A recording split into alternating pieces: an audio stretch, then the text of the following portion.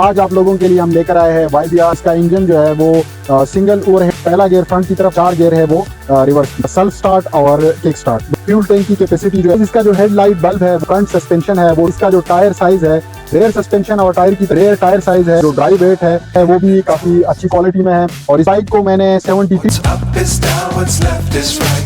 जरा नजदीक है इधर, ये दिखाई, ट्यूबलेस टायर आता है पैंथर का, वो tubeless. Can't see the end, but we'll see it through.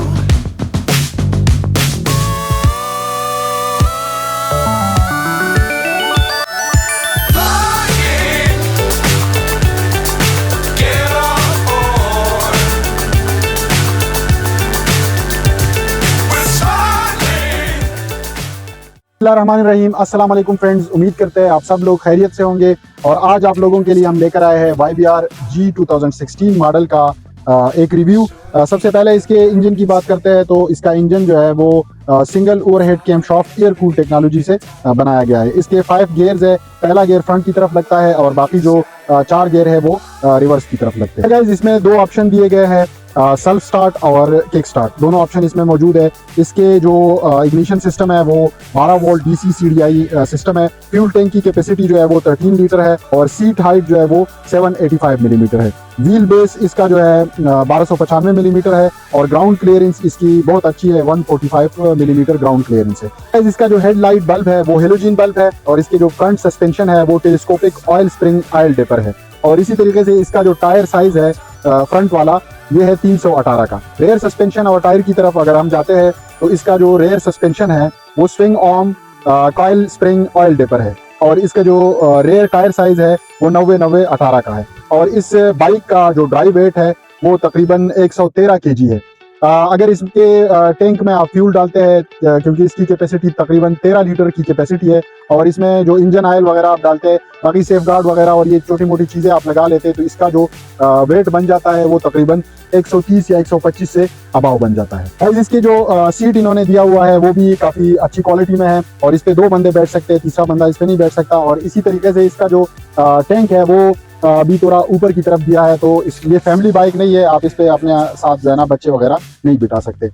बाकी इस बाइक को मैंने 73,000 किलोमीटर चला लिया है और मैं इससे सेटिस्फाइड हूँ। मैंने लॉन्ग रूट पे भी चला लिया है इसको और मैं इसको लोकली भी डेली रूटीन पे ऑफिस के लिए यूज़ करता हूँ, तो मैं इससे ओवरऑल बहुत ज़्यादा सेटिस्फाइड हूँ। मैंने इसमें ज़्यादा कुछ मॉडिफिकेशन नहीं की, सिर्फ एक सेफ गार्ड लगाया है, इसी तरीके से हैंड गार्ड लगाया है और ये ज़रा नज़दीक है इधर, ये दिखाई, मैंने इसके LED लाइट लगाए हैं। 73,000 किलोमीटर चलाने के बाद मैंने इसमें ज़्यादा काम नहीं किया, कभी कभी प्लग चेंज किया है, ऑयल चेंज किया है, इसी तरीके से जो एयर फिल्टर है वो चेंज किया है। एक दफ़ा मैंने इसका जो रेयर टायर है वो मैंने चेंज किया था। ये अभी मैंने इसमें जो ट्यूबलेस टायर आता है पैंथर का, वो ट्यूबलेस टायर डाला है। और इसका जो फ्रंट टायर है ये अभी भी स्टॉक टायर है, तो मैं अभी देख रहा हूँ कि इसको मैं चेंज करूँ, क्योंकि इसका बहुत टाइम हो गया है, तो अभी भी चल सकता है, लेकिन मैं इसको चेंज करके दूसरा ट्यूबलेस टायर इसका जो आता है वो डाल लूँ। इसी तरीके से अगर देखते हैं तो मैंने इसमें 73,000 किलोमीटर चलाने के बाद इसका सिर्फ जो चेन गिरारी सेट है वो मैंने एक दफ़ा चेंज किया है। बाकी जेन्युइन कंडीशन में है। इसके सारे सुइयाँ ये जितने भी है RPM की है, फ्यूल गेज है और इसी तरीके से स्पीड का जो पोर्शन है ये सारे काम कर रहे हैं, चल रहे हैं, बिल्कुल कोई भी इसमें मसला नहीं है। इसके क्लच प्लेट्स भी मैंने अभी तक इसमें कोई भी काम शुक्र है नहीं आया, तो मैं अभी स्टॉक ही इसको और जेन्युइन कंडीशन में इसको चला रहा हूँ। तो मैं बाइक को मेंटेन भी रखता हूँ, 1000 किलोमीटर के बाद इसका ऑयल भी चेंज करता रहता हूँ और इसमें अगर कोई छोटा मोटा कहीं पे कोई काम होता है, जैसे लेदर चेंज करना फ्रंट वाले बैक वाले, तो ये मैं डेली मतलब महीने बाद 2 महीने बाद इसको चेक करता हूँ। अगर कहीं पे कोई इशू आ रहा होता है तो मैं इसको चेंज कर लेता हूँ। और इसकी जो मैंने एक वो बैटरी भी चेंज की थी, क्योंकि इसमें जो स्टॉक बैटरी आती है वो लिक्विड बैटरी होती है, तो अभी मैंने इसमें ड्राई बैटरी डलवाई। इस प्राइस रेंज में जब ये मैं परचेस कर रहा था तो मैंने ये क्यों परचेस किया, ये मैंने इसलिए परचेस किया था कि उस टाइम तो इसकी प्राइसेस इतनी हाई नहीं थी यामाहा की। आजकल तो बहुत ज़्यादा YBR G की, YBR EST और YBR Z जो है वो 450 से ऊपर है। तो उस वक्त मुझे इस प्राइस रेंज में ये जो बाइक था बहुत ही मतलब मुनासिब प्राइस में मिल रहा था।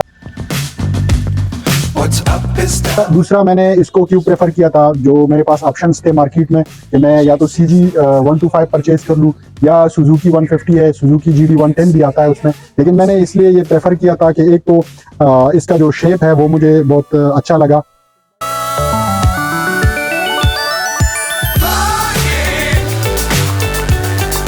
Get on board. We're starting. Guys ये बाइक बनिस्बत बाकी बाइक्स जैसे CG 125 है और GS 150 है सुजुकी का, उसके बनिस्बत इसकी वाइब्रेशन बहुत कम होती है हाई स्पीड में, मतलब 70 80 100 तक आप जाते हैं, 105 तक, तो बिल्कुल आपको फील ही नहीं होता। दूसरी बात ये है कि इनका जो यामाहा वालों ने इंजन बनाया है वो बहुत ज़्यादा रिलायबल इंजन है। इस पर मैंने लॉन्ग टूर भी किए है। Love the world, but keep the sky on your mind. Flying. Get on board. We're starting.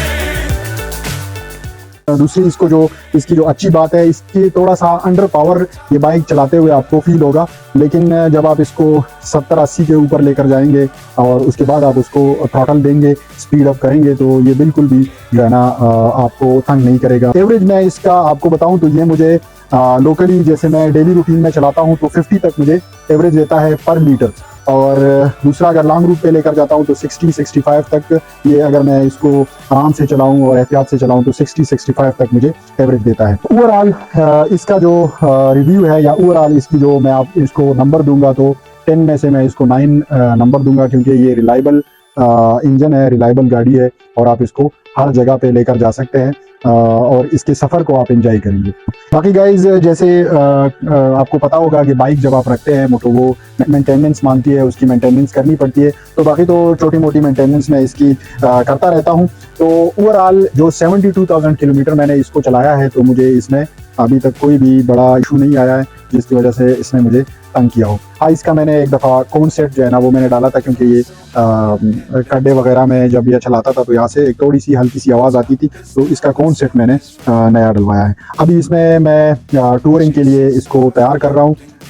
इसका मैंने GoPro परचेज़ कर लिया है। दूसरा ये कि मैं अभी इसका जो वो है टेल बॉक्स वगैरह होता है वो लगाऊंगा और बाकी सेफ गार्ड चेंज करूंगा। इसी तरीके से फ्रंट टायर, पिछला टायर मेरा ठीक है, वो ट्यूबलेस है और नया भी है।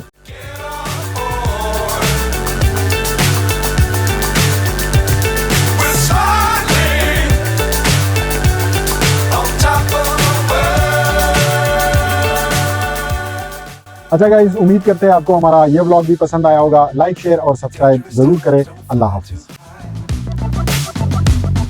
Be sure to keep the ground in sight. Fly forever if you keep it